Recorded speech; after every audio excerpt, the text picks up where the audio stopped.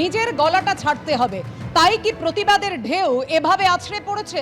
বিভিন্ন স্তর থেকে মানুষ আর.জি. কর কাণ্ডের প্রতিবাদে রাস্তায় নামছেন প্রতিদিন। কারোর হাতে মোমবাতি, কখনো বা মশাল নিয়ে এই মিছিল।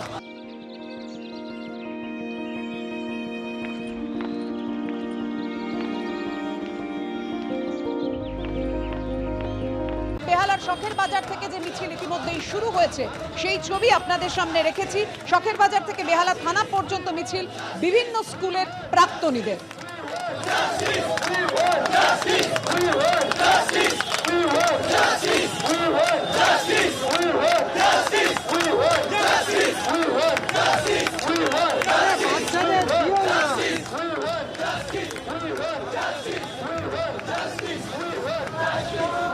কথা বলবো, আমাদের সঙ্গে রয়েছেন আমাদের প্রতিনিধি অনির্বাণ বিশ্বাস।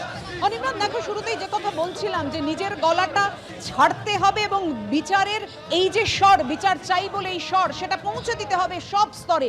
যে কারণে আমরা মানুষকে দেখছি প্রতিদিন তারা রাস্তায় হাঁটছেন এভাবে, যে ছবি আজকে তুমি বেহালার শখের বাজার থেকে তুলে ধরছো।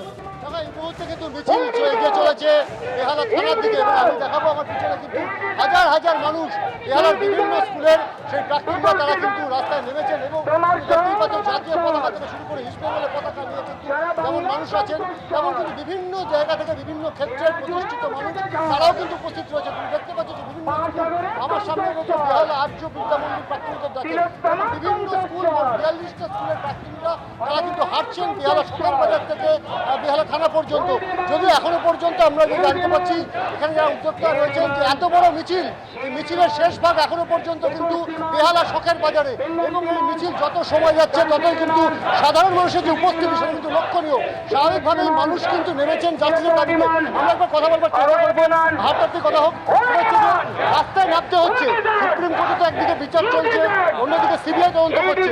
প্রতিবাদ কি এখনো চলবে? প্রতিবাদ যতদিন না বিচার পাবো আমরা প্রতিবাদ চালিয়ে যাবো। থামার কোনো অবকাশই নেই আমাদের কাছে এবং এর শেষ দেখে আমরা ছাড়তে চাই। প্রতিবাদ কি চালাবেন? এই নোংরা খেলা যে চলেছে শাসক দলের প্রত্যক্ষ বা পরোক্ষ মদতে, যে নৃশংস হত্যা হয়েছে একজন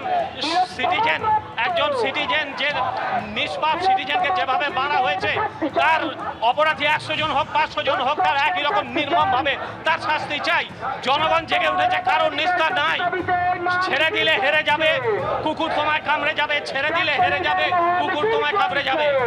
অর্থাৎ তুমি দেখতেই পাচ্ছ প্রত্যেকে কিন্তু বলছেন যে তারা কিন্তু প্রতিবাদ চালাবেন এবং এই প্রতিবাদের জন্য যতদিন পর্যন্ত তারা বিচার পাচ্ছেন ততদিন পর্যন্ত তারা রাস্তায় থাকবেন। তাদের বক্তব্য একটাই যে প্রতিবাদের জন্যই কিন্তু বিচার তারা সঠিক পথে ছিনিয়ে আনতে চাইছেন। আর শুধুমাত্র প্রশাসন, সিবিআই, পুলিশ কারোর উপরে ভরসা নয়, সাধারণ মানুষ রাস্তায় নেমেছেন একটাই কারণে, তারা চাইছেন প্রতিবাদ করতে এবং প্রতিবাদের মধ্যে দিয়ে নির্যাতিতার যে বিচার সেই বিচার ছিনিয়ে আনতে। শুধু তাই নয়, অন্যান্য কর্মক্ষেত্রে নারীর সুরক্ষা থেকে শুরু করে সমাজে একটা অস্থিরতা তৈরি হয়েছে, সেই অস্থিরতা যাতে কাটে সেই ডাকও কিন্তু দিচ্ছেন এই বেহালার বিভিন্ন স্কুলের প্রাক্তনীরা।